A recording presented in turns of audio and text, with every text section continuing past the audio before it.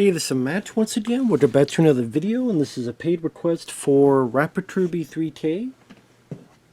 Thank you so much for that. For those interested in requesting any type of videos, topics, reactions, commentaries, tier lists, rankings, reviews, re-reviews, movies, tier lists, video gameplay, whatever the case may be, PayPal's the best way to do it. To have a Cash App as well.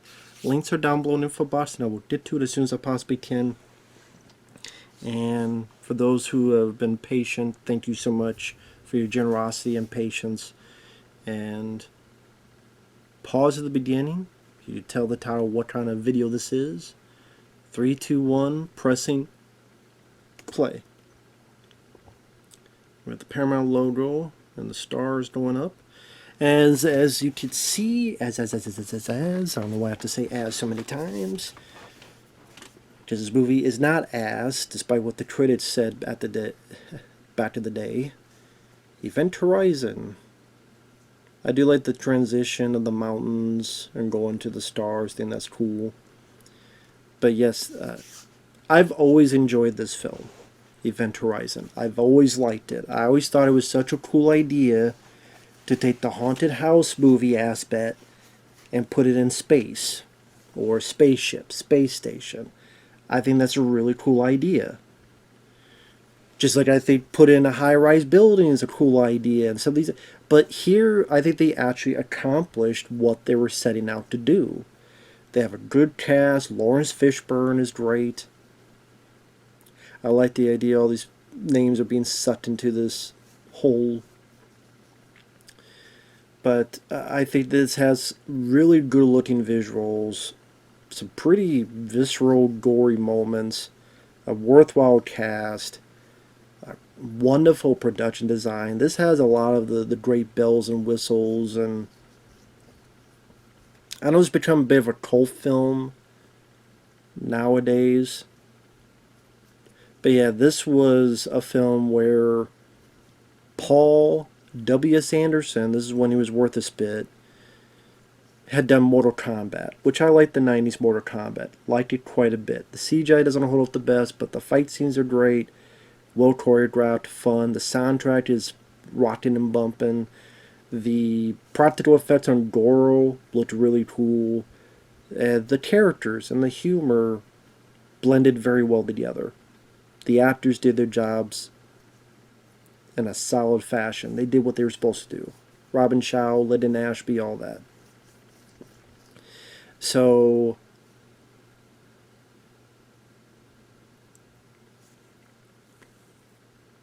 he got offers, the director, to do Mortal Kombat Annihilation, some other movies, but he wanted to do an R-rated film, horror film, which eventually became this. I think an idea was supposed to be more like Alien. There was actually aliens, maybe like tentacle aliens on the ship. But then became much more of this haunted house, demonic tale.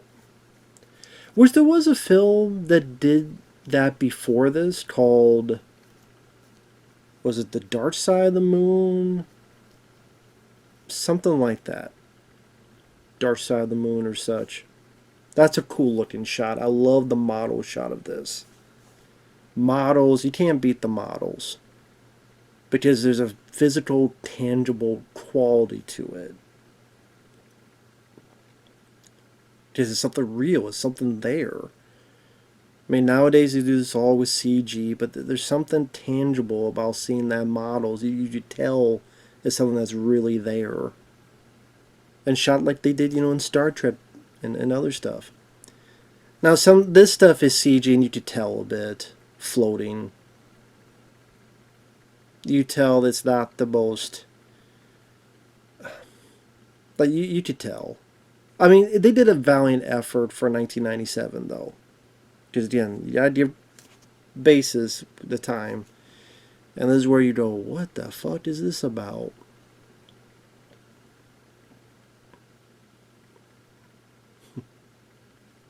A taste of things to come. Yeah, we have Sam Neill here, of course.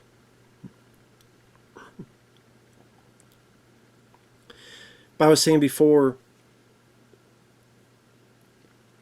Paul W. Sanderson wanted to do a more horror tale.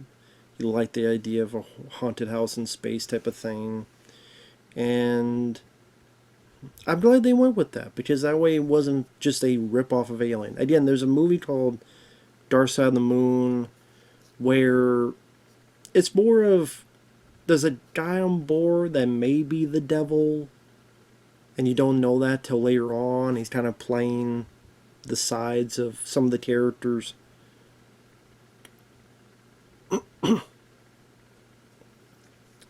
So it's not quite like this, but you know, I'm just saying it's not the first demonic tale in space type of thing.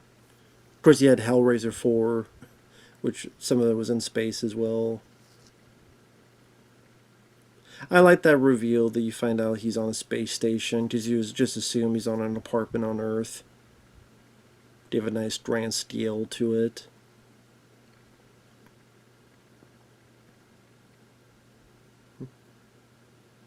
Although, I mean, that seems kind of a... I don't know, that'd be a cool station to be on because you're in like these little cubicles. And it's like, well, how do you get from point A to point B within these like cubicles? Is there like a nice, easy way to get from point A to point B? To get to the other cubicle or such?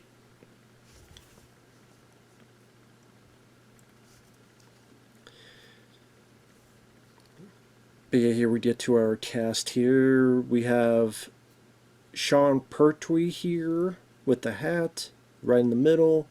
Sean Pertwee, I always think of the film Dog Soldiers, which I love. It's my favorite werewolf film. He's done a lot of other stuff, but I always think of Dog Soldiers when I see Sean Pertwee.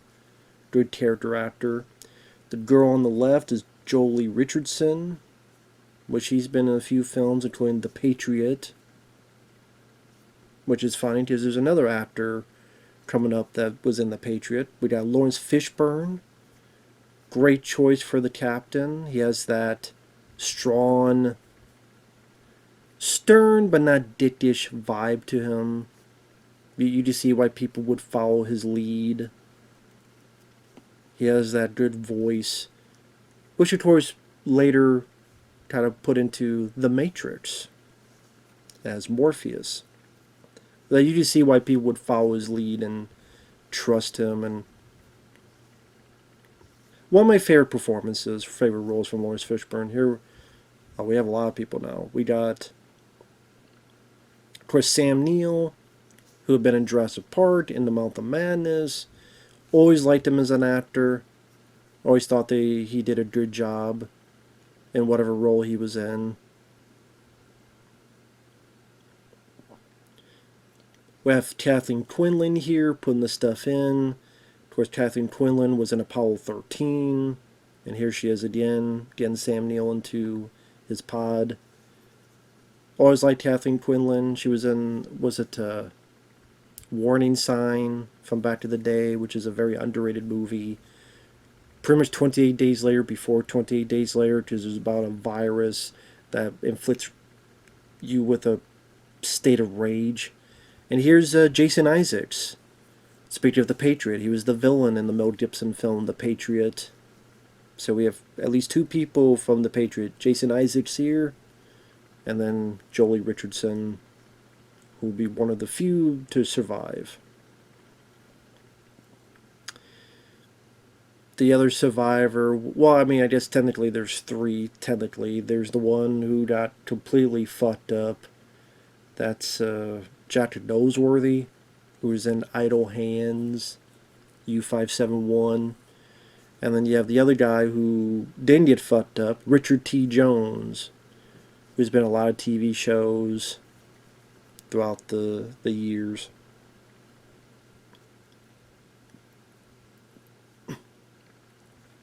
So here I guess the idea is that you have the ship calling to him.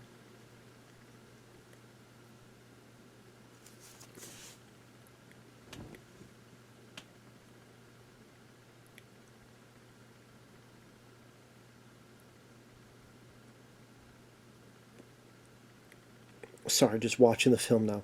But you have a ship that needs more victims, wants more victims, so someone close to him was there, his wife. So wait for call to him. Bring more victims. More victims, more mutilation.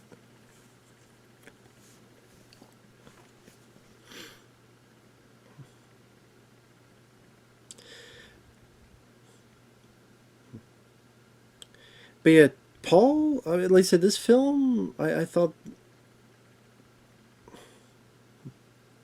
I just love the high production value. Because usually this kind of stuff would only suffice with a lower budgeted affair where they don't have the money to really make things spruced up and look as good as they could, and you'll get bigger set pieces. So it's nice to see that. But then this film bombed, and that's why they don't do that a lot and put that much money into these type of movies.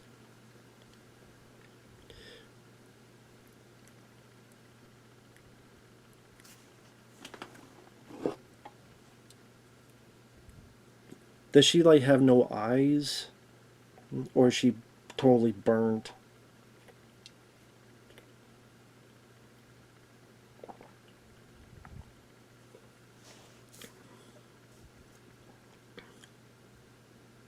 Oh yeah.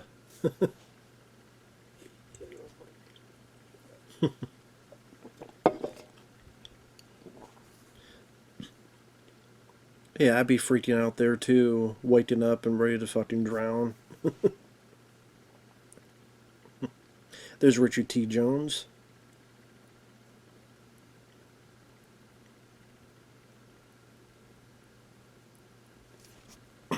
Sorry about that. If you see me doing this with my jaw a lot, it's my sinuses are stored up because the weather changes. So I apologize. I'm doing this with my jaw because I'm popping my ears, so I apologize. I know it's weird. Damn sinuses. Who gives a shit? I know.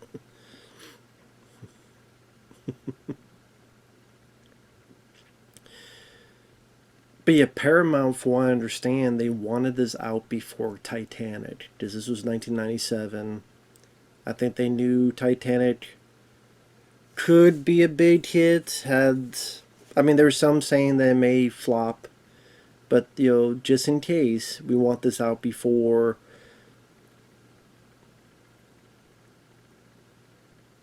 I think they said September because they thought it was going to come out in September, but so this came out in August. But it didn't do well. It didn't do anything. I don't really know why, honestly.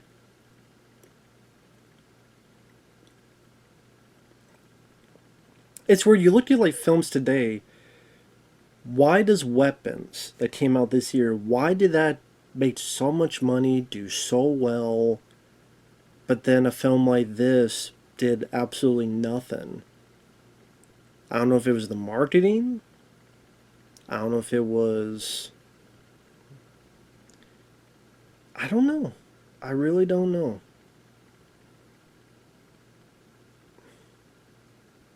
I can't answer that question.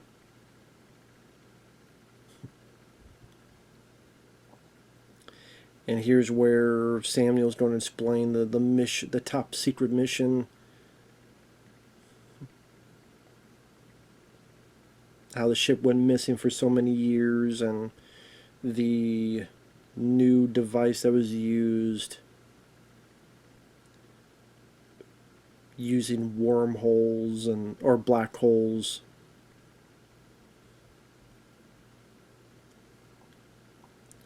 Which I think in Interstellar they kind of do a similar thing with the paper fold and putting the pencil in. I think they do in Interstellar. I like the way this looks too, because it doesn't have filters. I don't know how to put it. There's no weird screwy filters to make it seem, I don't know. It seems like natural lighting. straight to the point, no nonsense. Good on the captain. Let's take it seriously. Let's just tell us what we need to know on the search and rescue mission. And I know that Paramount wanted him, the director, to cut out stuff. Because I just had a test screening and the audience is, oh, this is too gory. I'm like, who the fuck was your audience?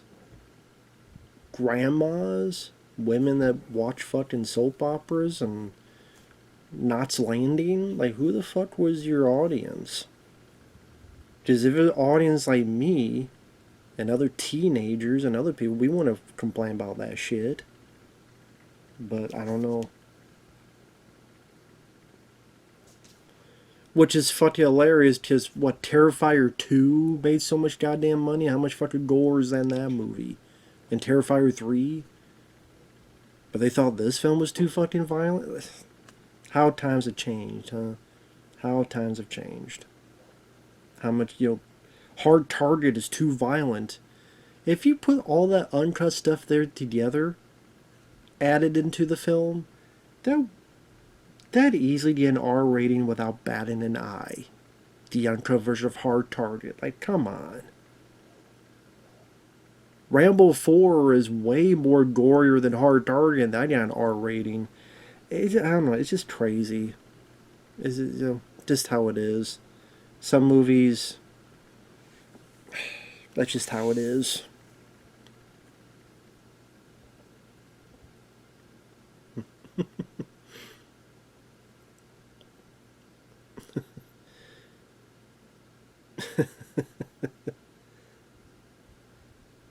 Some fun rapport. Come on, that's all he's got. Don't mess up his porn. Really, Richard T. Jones, Sean Pertwee, they're pretty funny in this. I like their rapport. It reminds me some of the rapport you see in Alien, Leviathan, which is a favorite of mine. Here's where he explained the device. How you take like the universe, you kind of fold it, you slim on through. There's something to do with like black holes or stuff as well. But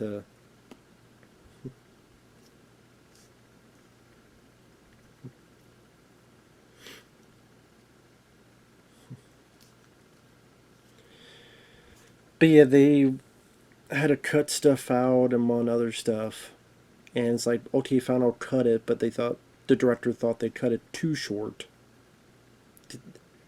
Because I guarantee you is over, I bet the original version of this was like over 2 hours. But now it's like an hour and 35 minutes? Goes by a good pace. We'll like to have seen the other stuff, but that uncut stuff will never be seen. Apparently there was a point where someone said they had a VHS tape and the director would watch it. But now I guess the guy like moved to a different country, and even then it'd be okay, a VHS tape, and it'd be probably rough quality, and there's no way they could clean it up or stuff because you have to have the original negative, which apparently Paramount did not store. Because apparently the DVD of this did very well, so Paramount wanted, okay, we'll do your special edition. They didn't fucking put it properly in storage. They didn't give a shit. So then, lo and behold, couldn't do that. So I think they just did like a 2-disc special edition with a few features and stuff. There's a few deleted scenes, but a lot of that gore stuff, it's long gone. This day people wanted the more longer, gorier version, and just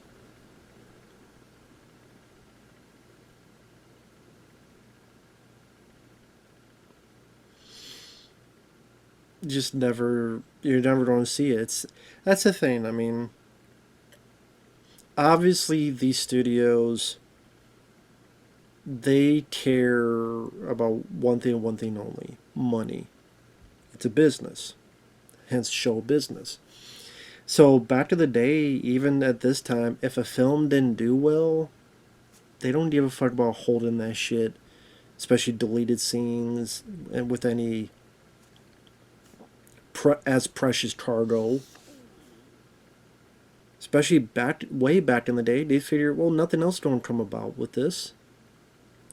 If they had known how much money they could make with special editions, longer editions, there's going to be this thing called DVD and Blu-ray and 4K, and there's a chunk of people that they'll buy it over and over again. So like Cobra, Stallone's film Cobra, you will never see okay, there's a TV version, but the version that has all the violence and stuff and all the extra death scenes, you will never see the longer version of Cobra. Friday the 13th Part 7, The New Blood, I have an uncut version, but it looks like a rough VHS tape. I'm fine with that because Friday the 13th Part 7, I'm fine with looking like that. Would it be cool to see it cleaned up? Of course, but you'll never see it because that negative is fucked. Hard target even. I mean, I have the warp print, but I'm sitting there going, we'll clean up the warp print. No one's willing to do that. Maybe because they couldn't find it, or either they couldn't find it, or John Woo didn't care to do it because he felt that the international cut, which is a couple minutes longer, that's what he prefers. And I like to see the uncut version, the warp print version cleaned up, but you'll never see that. I don't think there's a way to do it for people out there. Even Star Wars. I mean, I know there's talk of, you know, in a couple of years is going to be the anniversary of the original Star Wars in a couple of years. So there's talk of, oh, they're going to clean up the original version of Star Wars. Well, first off, if it's called Star Wars A New Hope, then it's not the original. Because the original was just called Star Wars, not Star Wars A New Hope. So if it happens, it happens. I mean, there are the despecialized versions you can find online. I'm just saying with the official stuff, if it happens, it happens, but I'm not holding my breath. But if it happens, they could screw it up as well anyway. But that's a thing for a lot of movies. So sadly with this one, you'll never see that version. Like Predator 2, I'd love to see the uncut NC-17 version of Predator 2. You'll never see it. It's just one of those things that it's annoying, it's aggravating, but what can you do?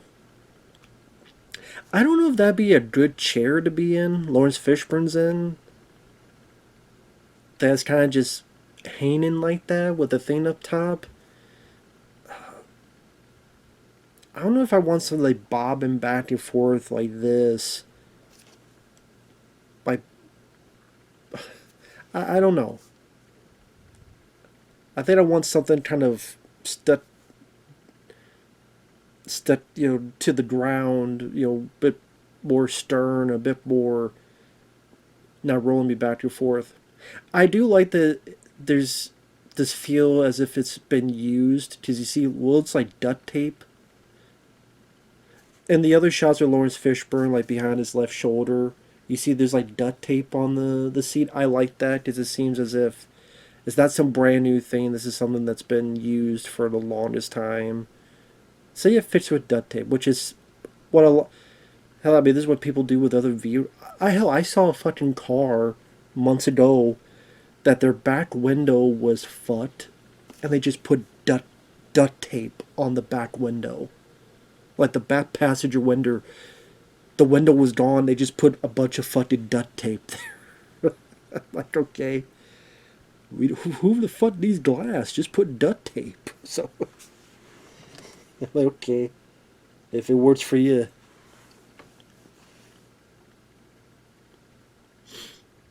I do good production design. Like the suits, I think the suits look really cool. They obviously had this in somewhat, I don't know, would it be low gravity? They have it close enough to the planet so you could actually see the lightning. Because you think of Haunted House. You know, Haunted House, the lightning. How do you do that in space? Well, you're in the clouds, so you see the lightning around you. And I remember being confused at first. Like, how the fuck is there lightning in space? Well, because they're in kind of a lower orbital, then lower orbit near the planet is why. But a lot of cool set design in this movie. From what I understand, there's supposed to be a lot more with zero gravity, but that just takes a lot of time to film that. To make it seem like they're floating. So it's like, oh, just have these more gravity suits and stuff. Oh, magnetic shoes. So again, the stuff floating, you could tell it's CG. That liquid stuff, the debris. I would say that's one of my few nitpicks. Is that stuff is very noticeable. But I'm a sucker for sci-fi horror when done well. I am. I grew up with that kind of stuff. So I love Alien. I love Aliens. I always mention this, but I love Leviathan. This is one of my all-time personal favorite movies. Love this movie to death. I could watch this anytime. I love Leviathan. And the list goes on. I mean, creature features as well. This isn't a creature feature, but I mean, even video games. I fucking love Dead Space 1 and 2. And I got the remake, and I haven't played that yet. I don't know. I guess I'm kind of hoping, waiting one day someone will request it. But I'm also very busy with other requests as well. So I definitely one day play that Dead Space remake, but this place is a tomb. I always remember that from the trailer. It's Michael Jackson's glove. Hee hee.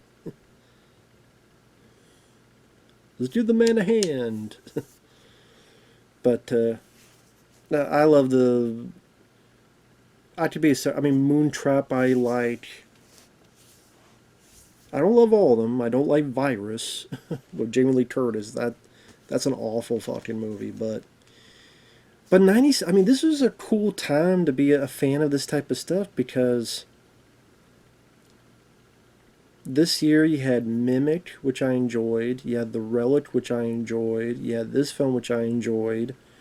1998, you had Deep Rising, which I enjoyed, where they took these, some would say B-movie ideas, but they gave it the studio budget to make them look good and with finesse and with polish. And yeah, the CG in them might not be the best, but there's a lot of other stuff to it, though, intermixed with it. But pretty much every film I mentioned bombed. Why don't... Ooh, that's nice. See, that seems like something that would be later in... I love that room, too. There's like a meat grinder. You're in the middle of a fucking meat grinder. Yeah, that stuff looks awful. That's sludge. That looks really bad.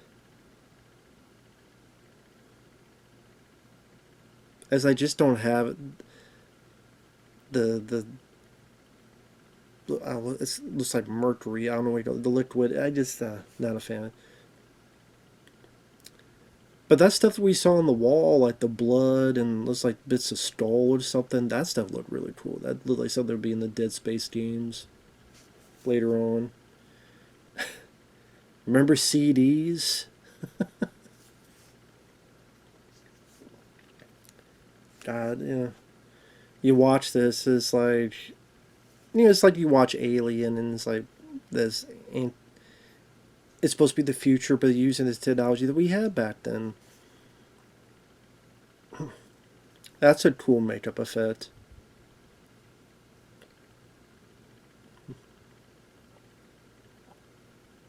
They're trying to determine what could have caused it. Nice graphic makeup effects there.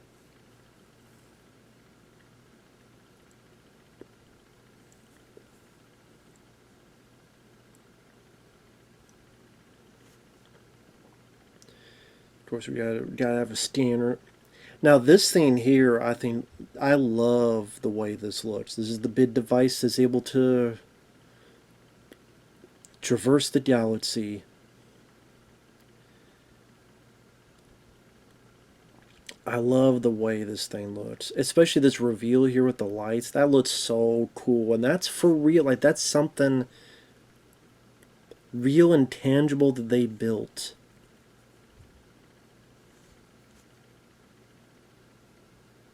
What's funny about that too, that's actually one of my favorite games. Silent Hill 4 The Room. If you play Silent Hill 4 The Room, which I do want to play sometime soon, when you get to the end and you fight this guy Walter Sullivan, and this woman Eileen's being possessed and kind of slowly going towards it, not by her own will. That, well, not when it's rolling, you know, doing that thing. That is in the middle. That is in the middle. And I'm like, that's from fucking Event Horizon. I like to know what was the. I wish there was a making of Silent Hill 4 The Room. Like a good like making of the video game.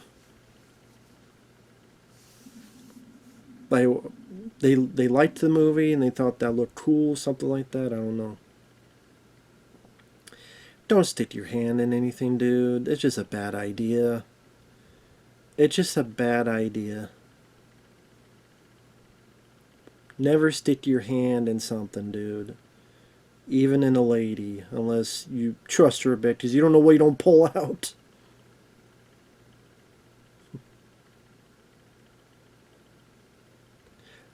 I do like the real sparks. I love the door flying up. Good on the stunt person there flying back.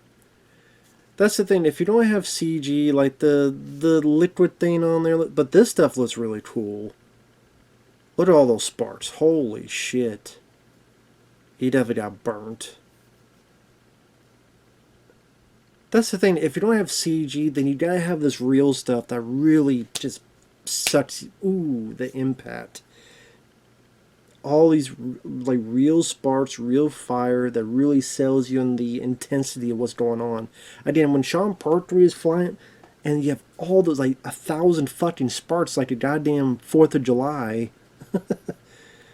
It's like ooh, because you just can feel like all those fucking sparks hitting you and burn you up and stuff, man. And yeah, I love this set design. They like going through a meat grinder.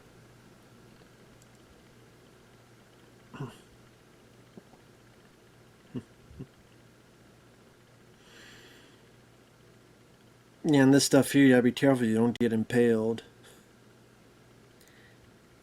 Now, I know Richard T. Jones, he's kind of the comic relief character. Some may be annoyed by that.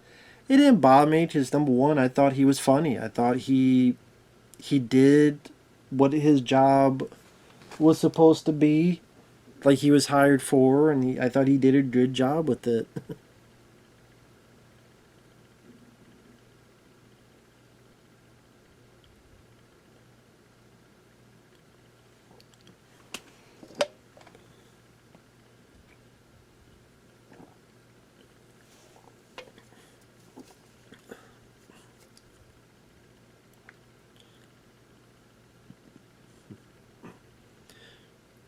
And then you got Laurence Fishburne, calm under pressure.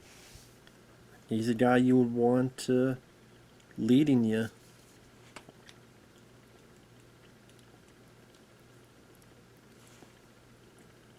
That's so cool too. Like obviously he's been frozen, so when he crumbles, it just breaks apart like that. I also like that too. All the liquid and stuff just splashing down. The dead guy going in these pieces like he was Simon Phoenix and at the end of Demolition Man. Heads up. Is it cold in here or is it just me?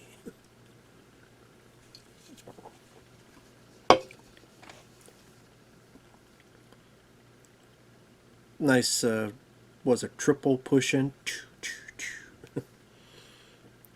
I didn't like you're in a haunted house in the dark and stormy night. Only the haunted house is a spaceship. I love that because there's only so many ways you could tell the same story, right? There's only so many ways you tell the story of a haunted house movie, or a slasher, or the cop going against the bad guys, the guy going undercover. Like, there's only so many times you could tell the same story. So you gotta find either some quirky way, some gimmicky way, some interesting way, or some trying to fit all the balls to the walls energy way to make that stand out, or it just becomes generic.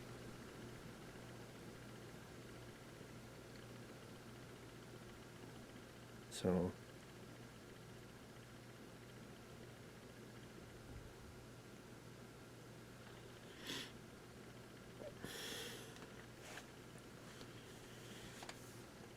and of course, you have to make it so the ship is screwed up because otherwise they could just leave, but you have to make it why they can't leave right now.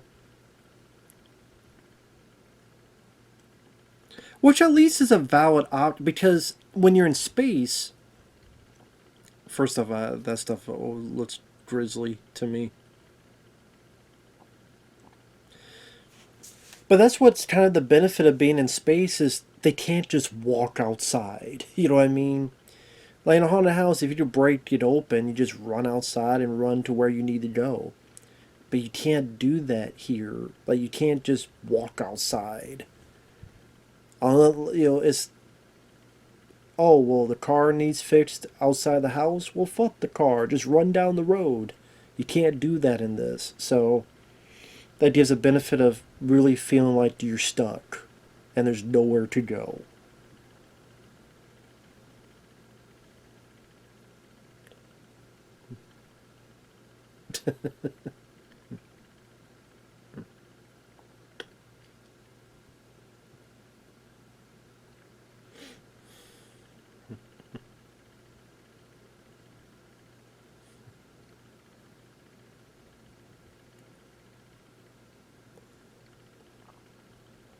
And the acting is I'm really enjoying this. Like Richard T. Jones just being frustrated with this guy. There's a bit of humor, but it's not overly campy or anything.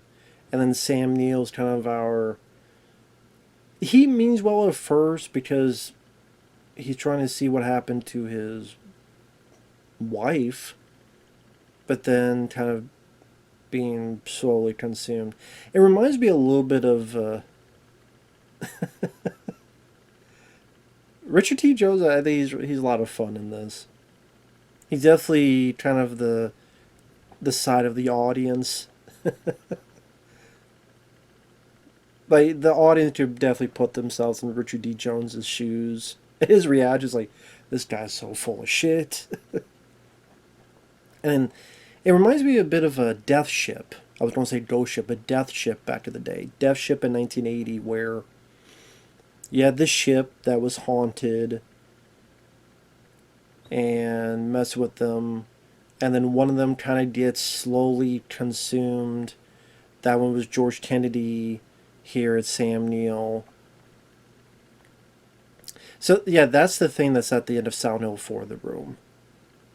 Which I always thought, what the fuck is this doing in Silent Hill 4, The Room? But I like the look of it, the visual of it. Again, I wish there was a making of that game. Such a cool looking set, though. This is spoilers and jumping ahead, but my one main gripe with the film, my one main gripe, I fucking hate that they kill off Laurence Fishburne's character. Now you just say, well, maybe he didn't die. Well, that'd be worse because, yes, this is self-sacrifice, but let's say he didn't die. That means he's there in hell being tortured for eternity. So either he... But even if he died during it, wouldn't his soul still be trapped in there? So I hate that. I don't like that fate for Laurence Fishburne. His character didn't deserve it. And I mean, it's the biggest sacrifice, and you respect the character. But man, that character deserved so much better. And I didn't. I would have. It may be a cop out. I would have preferred if Laurence Fishburne lived. He should have lived in the movie, at least to me. I would have much preferred Laurence Fishburne's character living. Somehow, some way. I don't know how though.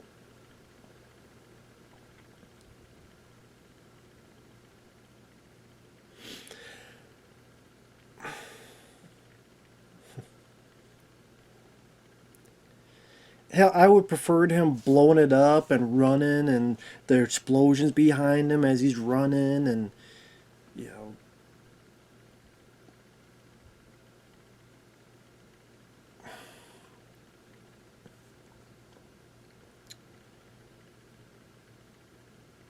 yeah, I don't know how. I don't know. But I hate that shit. I hate that shit. As much as I really enjoy the film, that's probably one of the that's the only reason I don't rewatch this a lot. Is I hate what happens to Laurence Fishburne's character. But I still really enjoy the film. But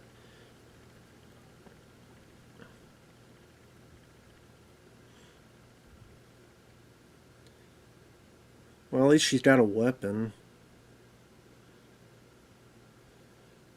Isn't this her kid? Yeah. Plays with your fears. Plays with your mind. His legs aren't able to be used, so there's all this shit on there.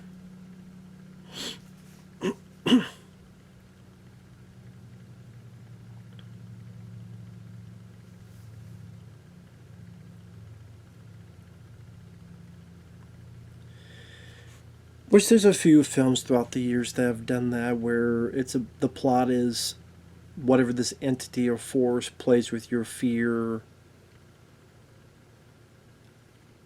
As Above, So Below did that too, which I really enjoy that film. I think that's actually one of the better found footage movies because I like the idea of it playing with your mind, playing with your fear. For those who don't know, As Above, So Below came out around 2014. It was this lady who wants to find out. Her father died, and there was this stuff he was looking for because he was a kind of an archaeologist, and she wants to follow in her dad's footsteps and find out. I forget what it's called, the what she wants to find, but it involves going in on the tunnels, the catacombs in France.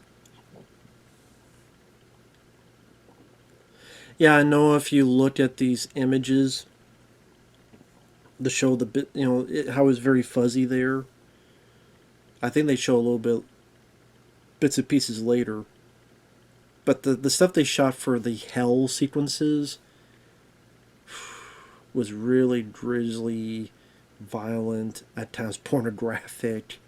Because I think they hired like porno actors so that the sex scenes seemed a bit more visceral, and then they hired other actors. Oh yeah, this is definitely a scene I remember. Just I like that they made it so vibrantly green. Because that's when Sam Neill, the lights are going out. We got a problem here. And he sees his wife. But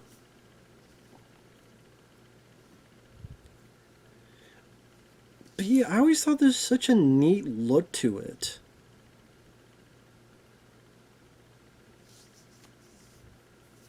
I love the color scheme of this.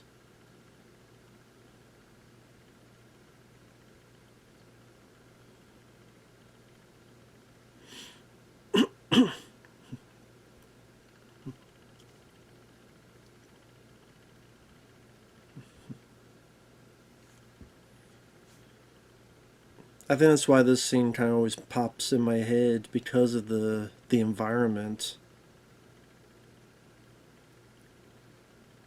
I love that kind of shot. That's kind of like the shot in Jaws where it goes to Chief Brody's face, where it's like a push in but a pull out as well. I don't know what you call that. There's a certain shot, but I like the flicker of the lights. Very haunted house flavor. Because you know eventually something's going to pop up.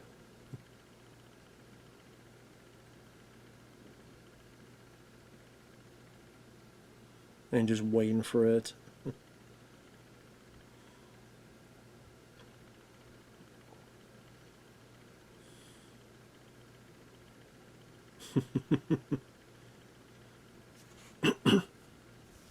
You know, now that I think about it, that would be a cool idea for. Well, okay. That'd be kind of a. Oh, now he's going through it with the fire. Because we find out later what the fire means to him. What the fire means to this character. A guy he knew back in the day. Nice performance by Fishburne because you see that kind of worry, like, what the fuck? Now, if I understand the original ending, it was going to be that guy fighting Laurence Fishburne. But the audience was like, eh. Which, I mean, I guess made sense because we stick with Sam Neill for so long and we see how he's becoming this more and more influence controlled and thus is a tool to kill some of these people, like to kill Jason Isaacs' character.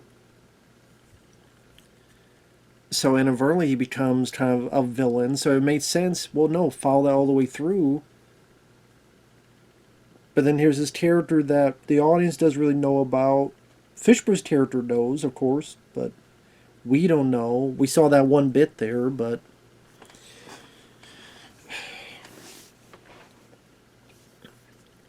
I think they're making this Sam Neill was the better choice.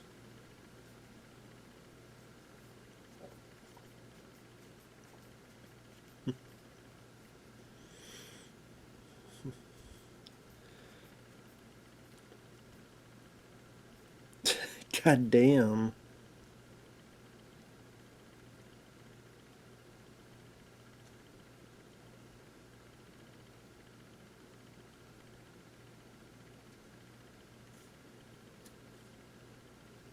Good performance by Jason Isaacs, where he just can't fathom what he almost did, what he was close to doing. You see, like him kind of doing this.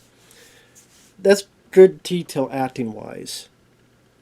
Like you see, like, what the fuck was I doing? Now he's kind of like unsure of himself.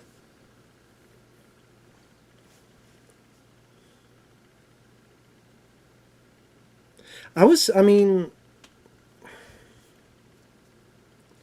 again, do I have nitpicks? I would say the CG, especially the water particles, were iffy. My big problem is I don't like what I hate Laurence Fishburne's fate in the film.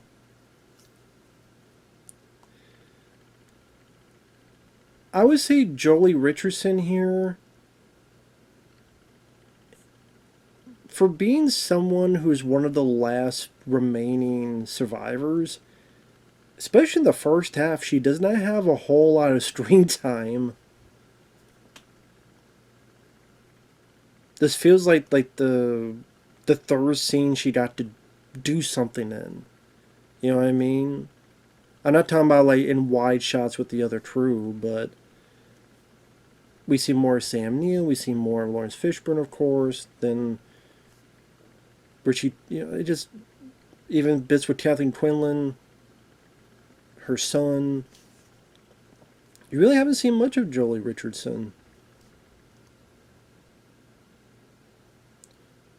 Does he sure she turn back and the body's missing?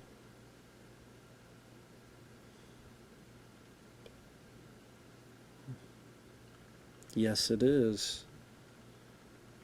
I knew I remember something. But I thought that was a cool touch. not let the camera cut.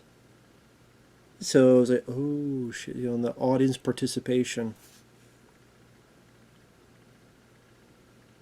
So I guess the idea he was he was led into this because he steps off and he's like, "What the hell am I doing here?"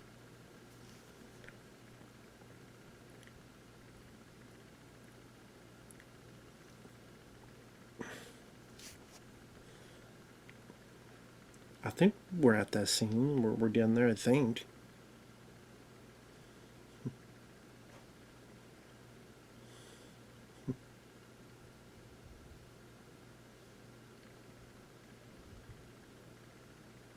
The movie loves its sparks, which I'm fine with. Nice handheld camera work here.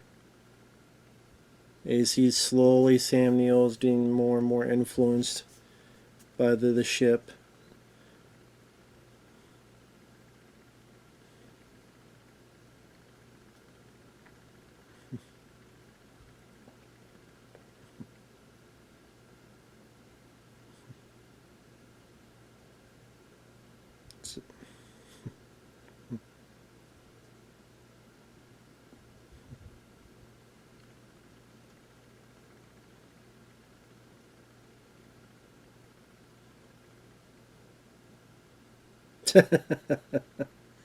Ready to break his damn arm.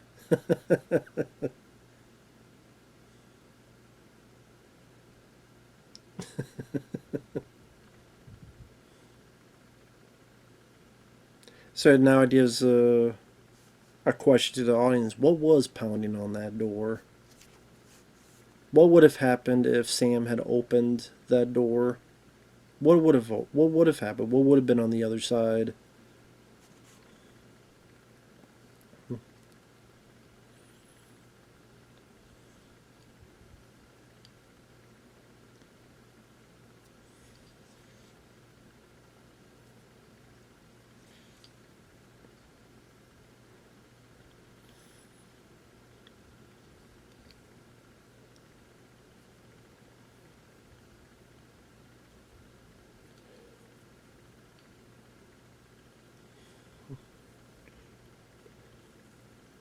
So yeah, this is the bit where the guy's in the airlock, Jot Noseworthy's character.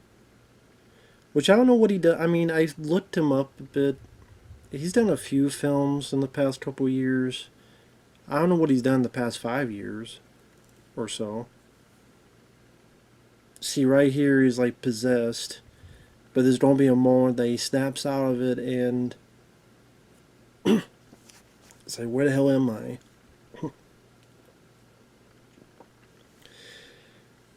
Because a part of me is like, okay, he wants to do this because he saw that hell part. He does not want to go back there again, so he'd rather die than do that. So I thought, okay, he's doing this intentionally because, again, he does not want to. He does not want to experience that at all. I mean, that's what it seems like when he's talking about it. Or is it both real? Is it he doesn't want to do.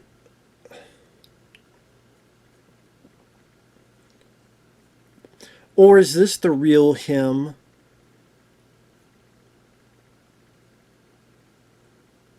And I don't know.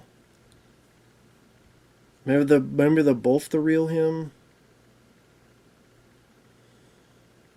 I don't know. Maybe it's like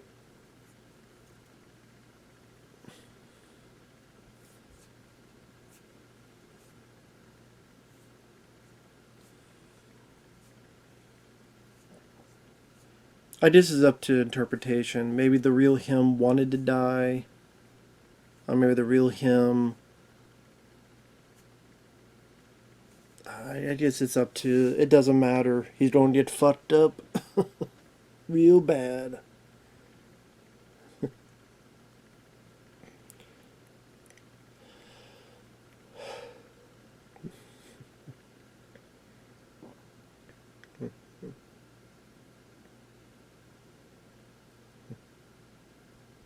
He's getting ready for it.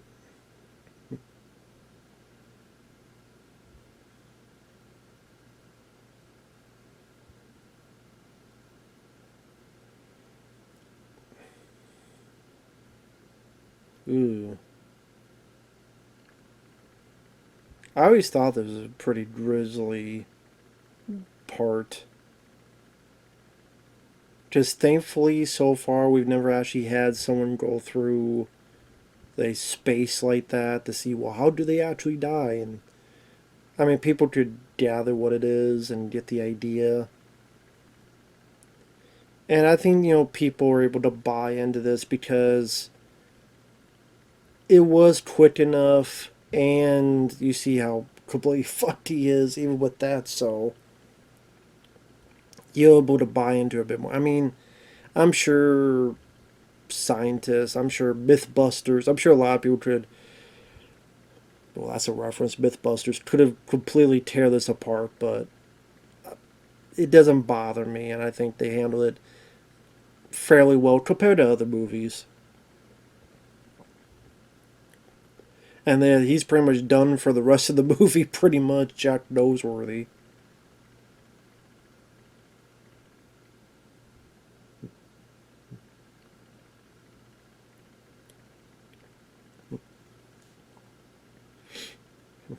Right there in the tubes.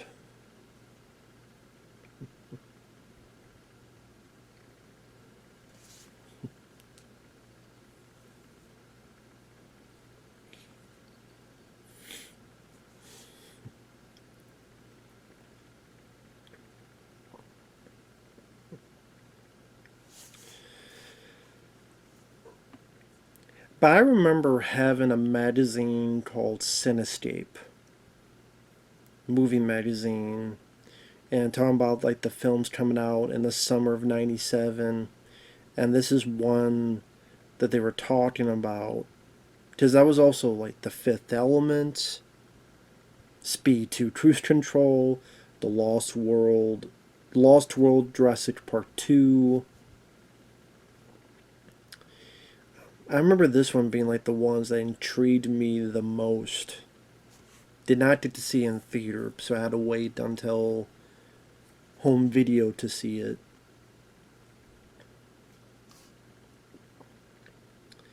And again, my one big gripe is I hate that Laurence Fishburne's character dies, and I guess he's pretty much tormented in hell forever. That's even more fucking depressing. I hate that.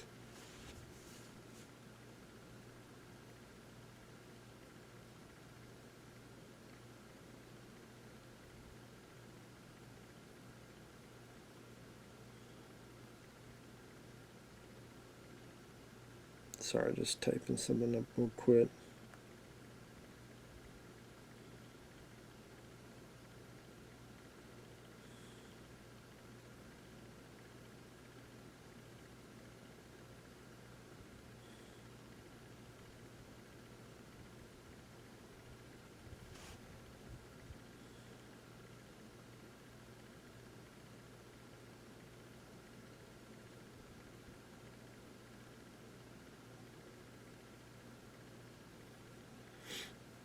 Ugh.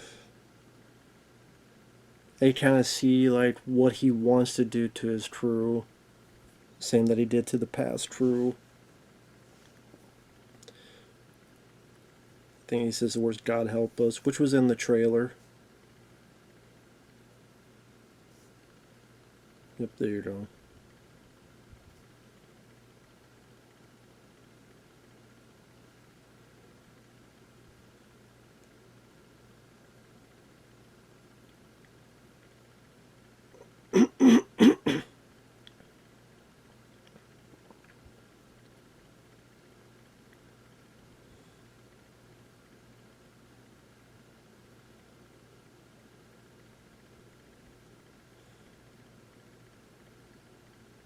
While he at least managed to see some of his crew from the same fate, Miller's facing horrific torture on the other side of the black hole. He'll either be made to suffer in their place.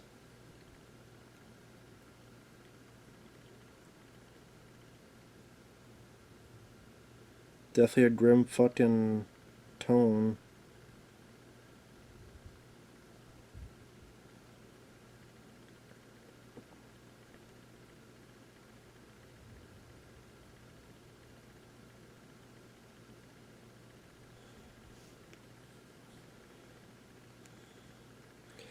I know at one point there was talks of this Amazon series, and of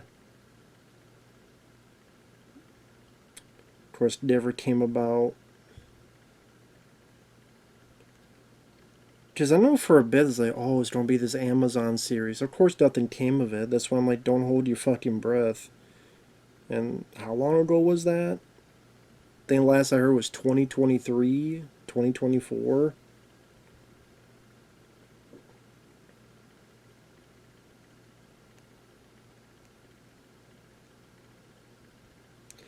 In 2019, Variety reported that Amazon and Paramount were developing a series adaptation with Adam Wingard set to direct and executive produce the show. Yeah, that ain't gonna happen.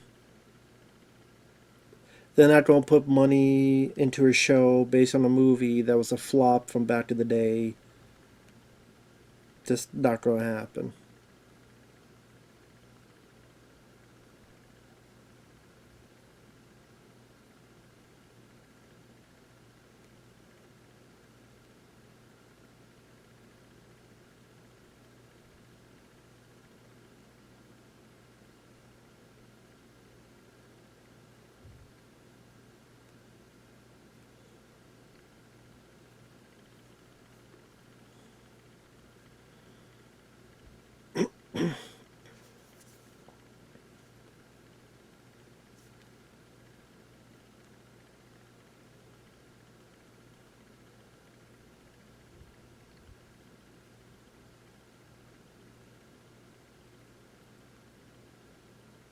Sorry, this is just, for those who just follow along, it's a dialogue between Jason Isaacs and Fishburne. Both do a really good job. Their fears, their uneasiness, wondering what they're going to do next.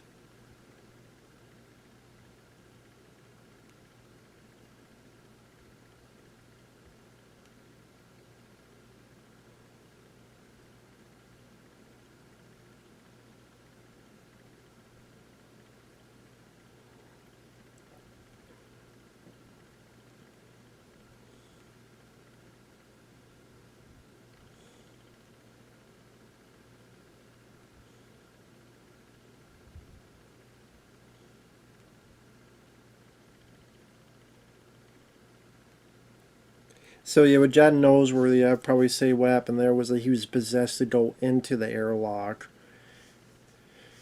and saying, "Hey, it's going to happen to you too."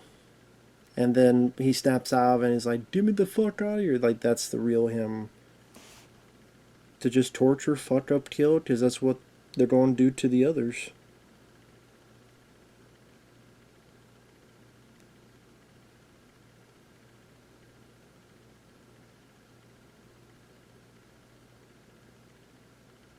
Apparently, a lot of people having it compared to Warhammer. I don't know what the hell Warhammer is, so yeah, you see snippets of this. It's like, god damn, like a hand going into a mouth and pulling shit out, eyeballs.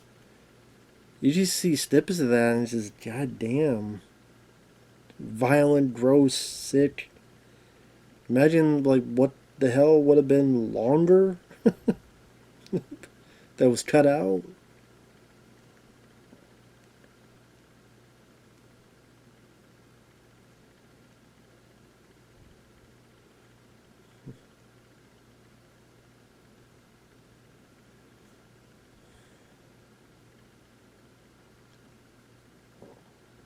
If you wonder what I'm doing, I'm looking up trivia. I think it's about time to get the fuck out of here. Time to go.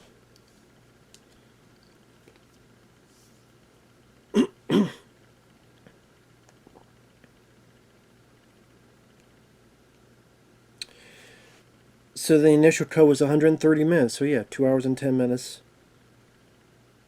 Paramount ordered him to cut the film by 30 minutes. He didn't have time to properly re-edit it, so he feels he cut out 10 minutes too much.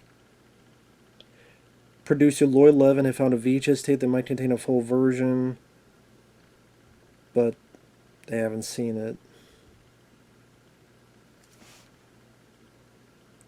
It'd probably be too poor to use anyway.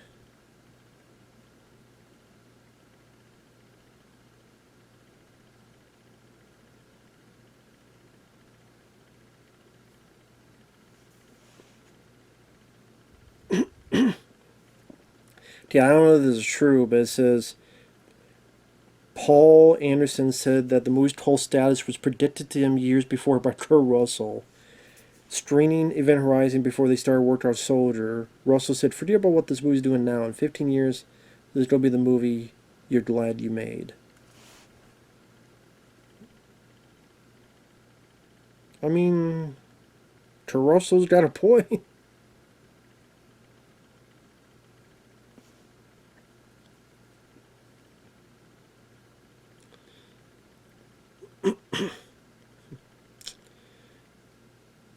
Of course, can't ignore it. Even though she knows logically there's no way her kid would be here. There's no way, no rhyme, no reason that her kid would be here. Getting influenced by it.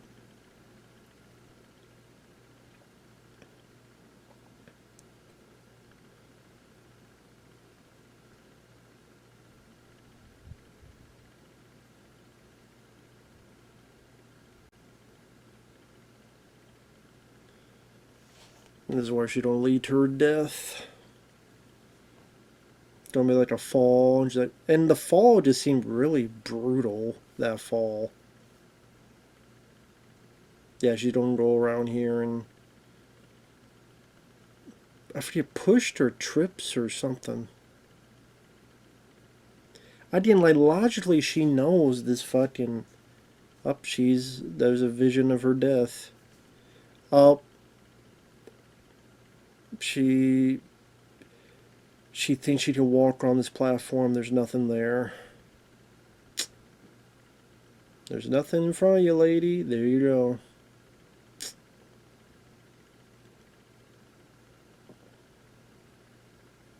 Ooh.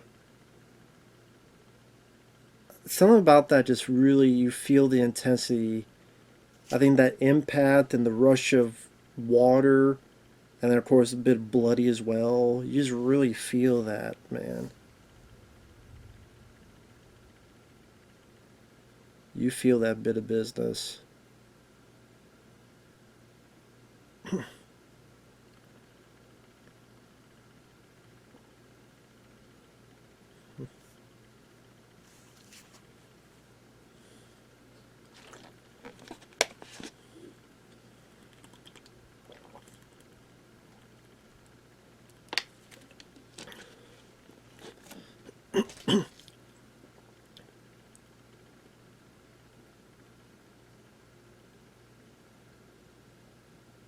I do like that too, that Sam Neill is a slow development of his possession, how you want to put it. Like, even there, he sees Kathleen Quinlan's body and he's like troubled, and now then he sees a version of his wife, and now he's been going through all this.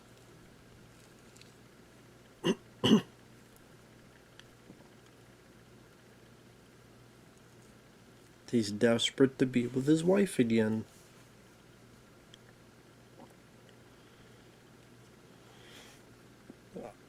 What people likely fall into delusions if it brings the hope of happiness.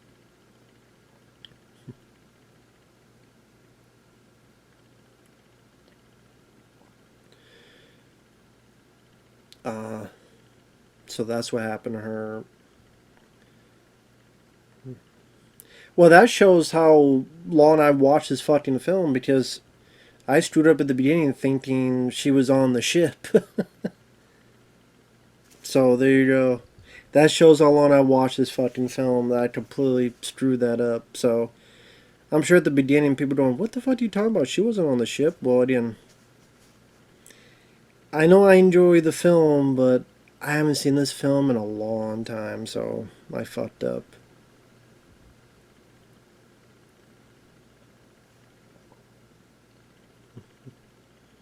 Sarah was just speaking to him because you created the thing. You created this gravity drive.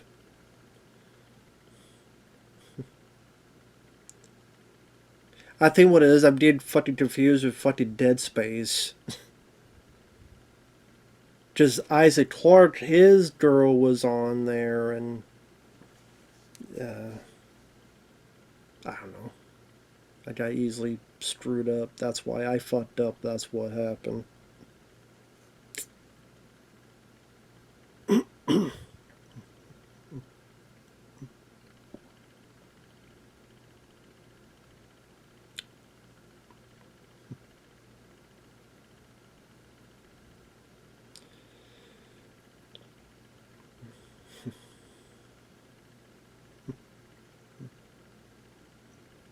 Oh yeah, he put a bomb in there.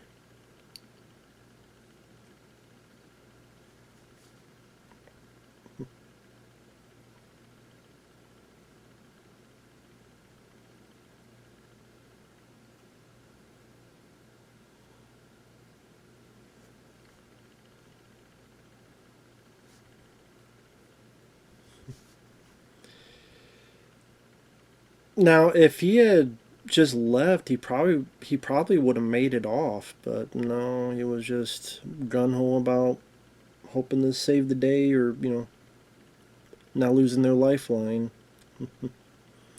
Again, he could have just made it out and been fine, but oh well.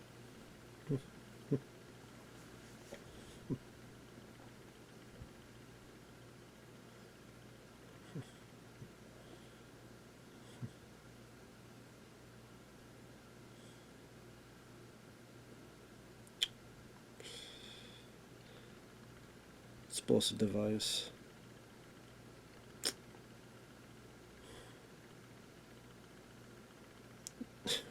Great reaction though. Great explosion too. What a hell of an explosion. God damn. Well, there you go.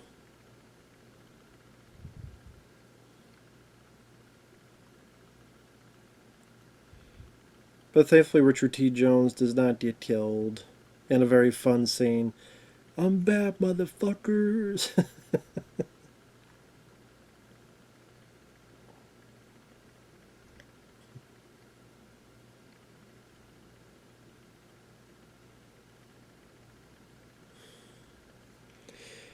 So it says that 1 year after the film's release, John Goldwyn, head of production at Paramount, admitted to him that he felt the film had not been properly released.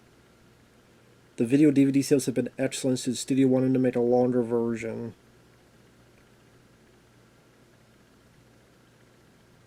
They found some footage, like in a Transylvanian salt mine.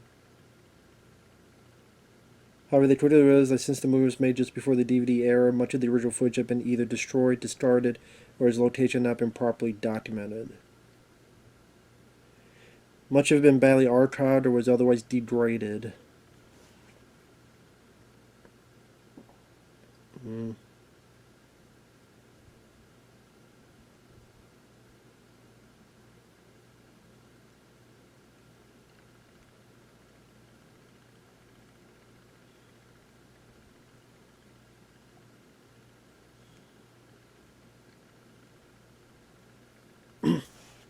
Oh yeah, this is where Jason Isaac Sally going to get killed pretty soon. I think almost as soon as he turns around. Yep.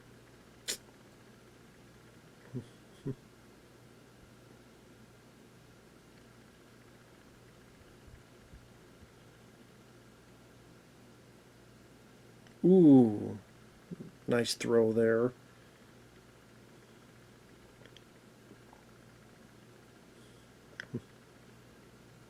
Dang, good stunt work there. Good usage of slow-mo too.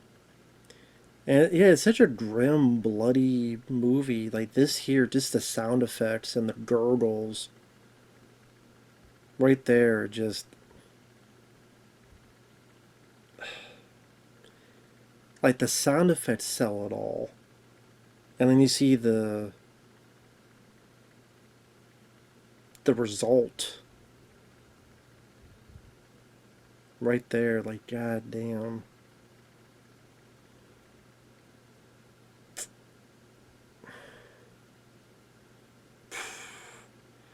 That's such a brutal fucking shot.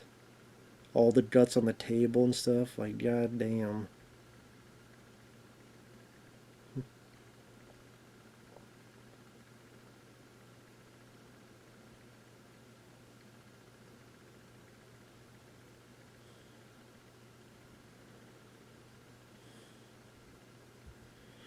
I wonder, does he fire this thing to see how the hell this thing works? I'm trying to remember. I'll try to put in text that I screwed up at the beginning. I don't know why I thought Sam Neill's wife was on this ship. Just yeah, I forgot that stuff. I forgot about it. Completely forgot.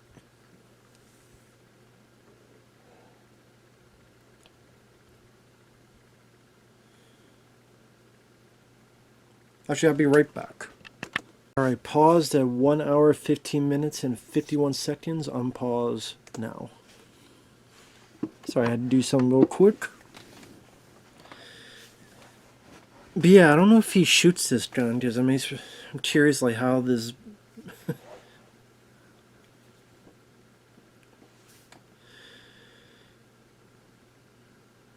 Yeah, I'd be like, how the hell did she get on the ground? How the hell did that happen? Was that a cutscene or something else? Or did I miss that?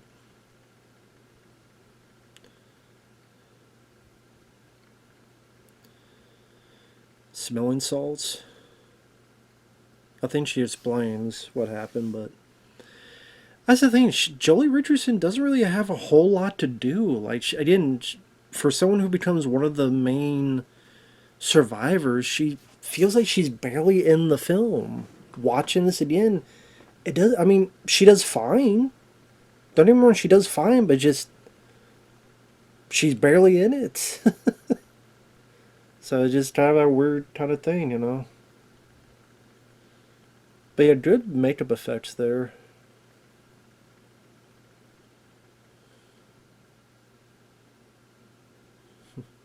Well, I guess Sam Neill took the gun, so I think he shoots it.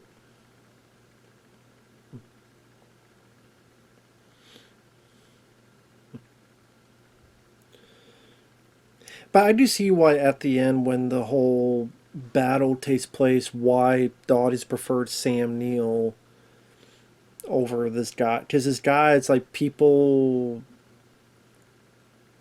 They've just been introduced to this. I mean, it made sense where he's the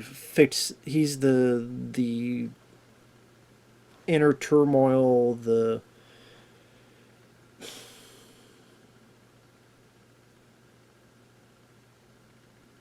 it fits into the backstory of Laurence Fishburne's character, just like Kathleen Quinlan with her kid, among other stuff. But I think the audience is just they've stuck with Sam Neill's character for such a long time in the movie, and now, you know, we saw him murder someone, granted possessed, under the influence of the ship. So it's like, it's gotta be him. Damn, that's a hell of a fucking stunt. That's a hell of a slide.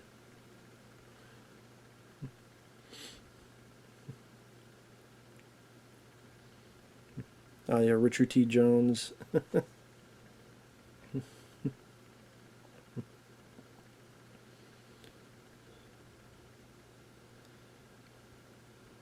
Well, there you go. That shows you what it fires. Ooh, nice. Again, nicely directed. Again, good use of slow-mo, good use of the environment. Again, the sparks, all that stuff.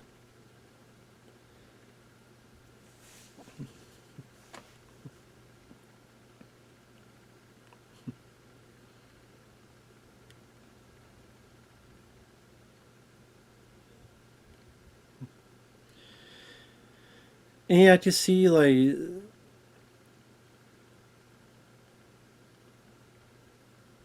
Sam Neill just flowing out of here. I just see why. No, this would be the end of Sam Neill's character, so you weren't going to see him again in the original cut. Thus, at the end, Laurence Fishburne would be fighting his inner demons. That's the phrase I'm looking for. His inner demons.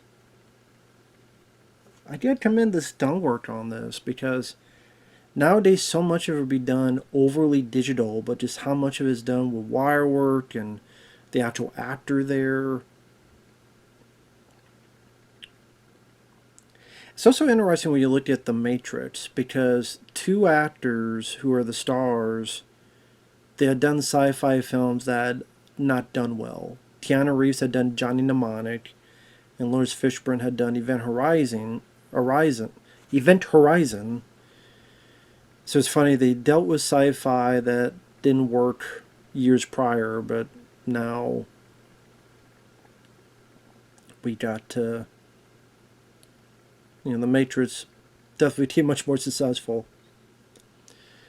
But Event Horizon deserved it. Like Johnny Mnemonic, I can understand. I'm not a big Johnny Mnemonic guy. Flipper, fucking Tails Dolph Lundgren. But here, this deserved a much better fate. And yeah, it would have been cool to see the longer cut, but what can you do?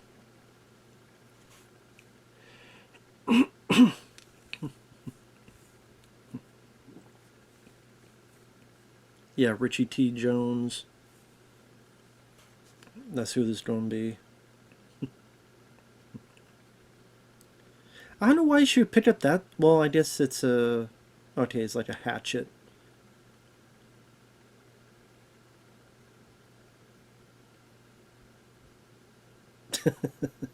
Don't fucking kill me.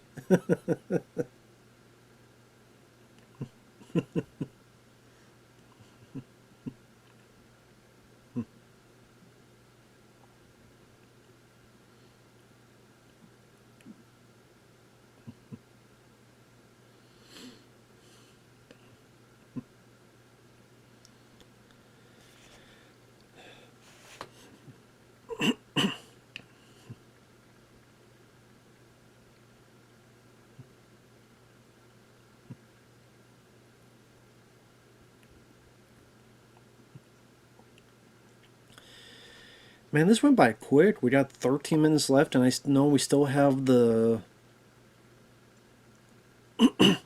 bloody water and all that other stuff.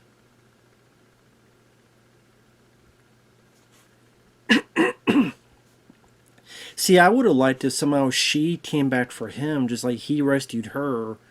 She rescues him, and they both get out of there and make it back to the ship in the nick of time. And she'd have the nightmare, and then Laurence Fishburne's hugging her, and Richard T. Jones is in the back, and then here we don't have the blood.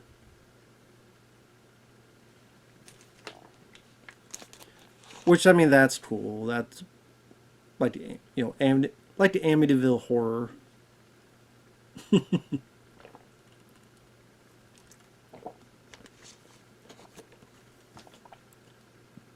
That's again, that really does remind me in a good way of Amityville horror.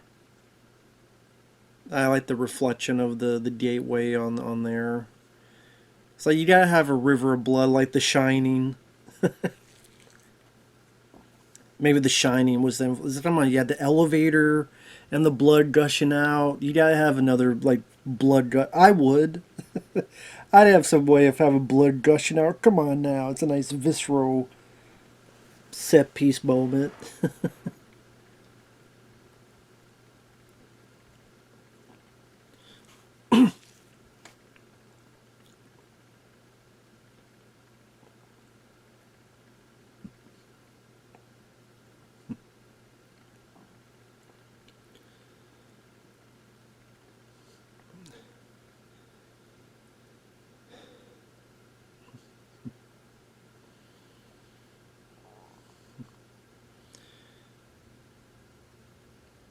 I remember that was a moment, big moment in the trailer.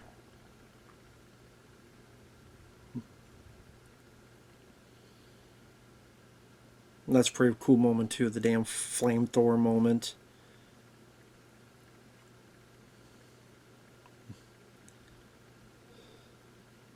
See, now is baiting for time.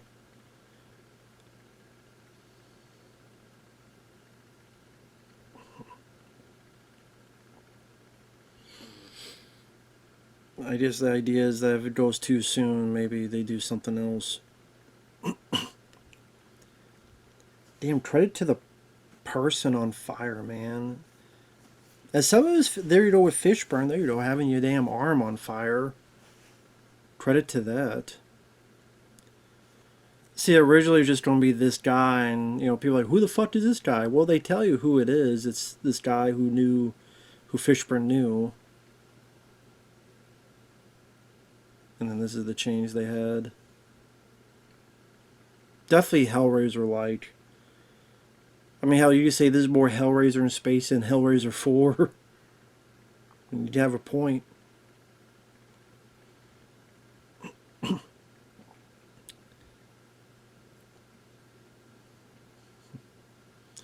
I mean, I may not like the fate of Laurence Fishburne's character, but he's definitely a heroic moment. You gotta give it to that. Definitely heroic sacrifice.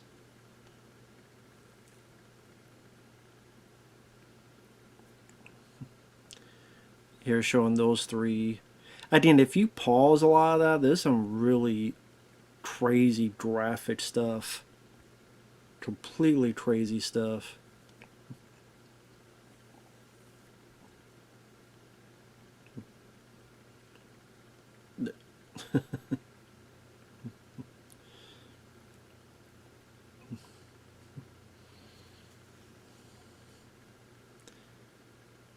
It always makes you wonder, there's all this stuff when they do this movies about the devil, demon, hell, how we want to put it.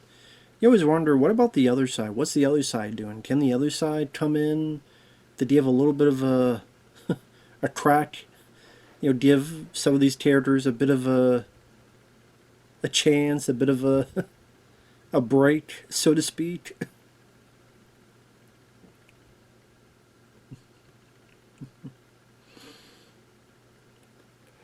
I mean, it's kind of weird that the ship would not know that these bombs were ready to get blown up.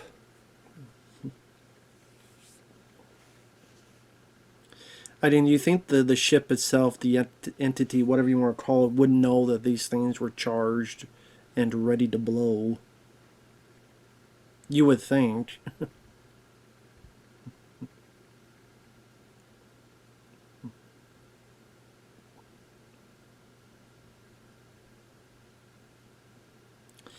I mean, you pause on that stuff, it's fucking drizzly.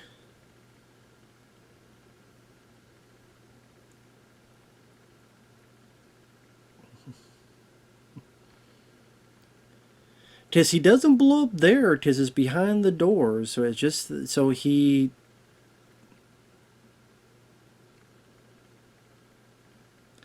I don't know, you see like his face and then explosion. But no, at the same time, that room would not explode. Otherwise, that device wouldn't work, and that none of it would work. So I think the idea is that he did live. It's just going to go through this hellish dimension. Such a grim fate. The only way I would care to see a fucking Amazon show is if you bring his character back and you give him some kind of salvation. That would be the only way I would see any merit to it. I know how weird. I'm caring about the characters. Shame on. I know.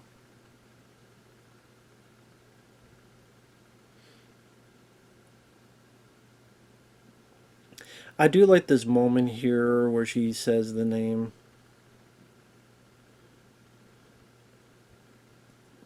Like, I don't want to forget about the guy. I'm surprised that they didn't do here that the guy that steers her is like a demonic or possessed or changed or tortured Laurence Fishburne. But maybe they thought it'd be too grim, too gruesome, so they had the Sam Neill.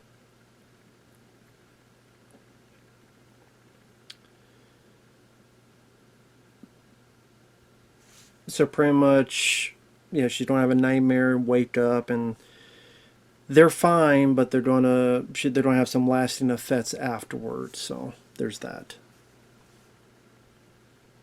And that'll be event right. Yeah, 90 minutes. This is a damn good movie. Again, my only big nitpick, gripe is I wish Fishburne had lived.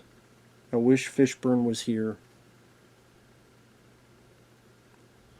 But, you know, I know there's people that could argue about stuff. But, again, personal taste. That's all.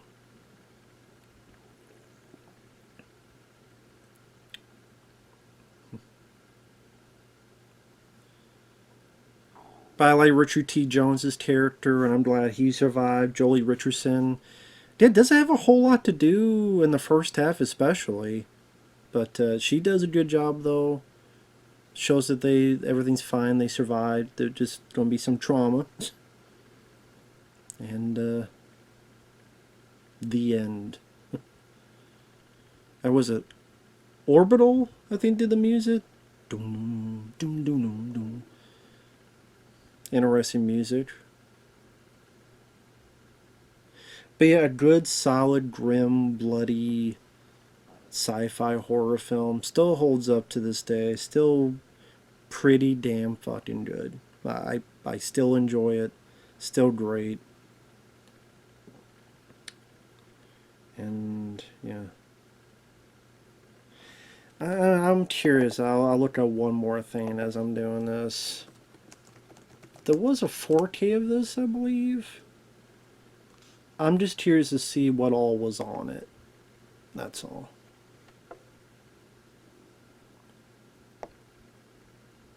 God, the one poster is fucking ugly. So there's one done January 31st, 2023. Doesn't look like there's anything on it.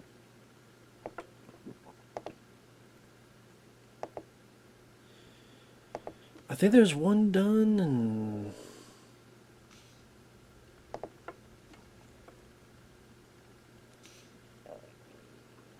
I can't remember. I don't know. There was one done a while ago from who though? I forget.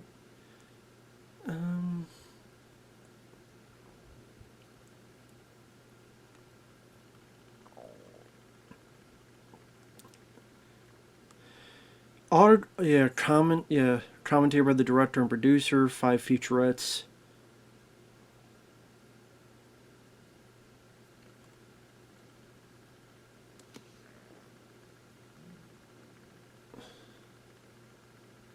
So Stream Factory did a Blu-ray, and it looks like Paramount did the 4K.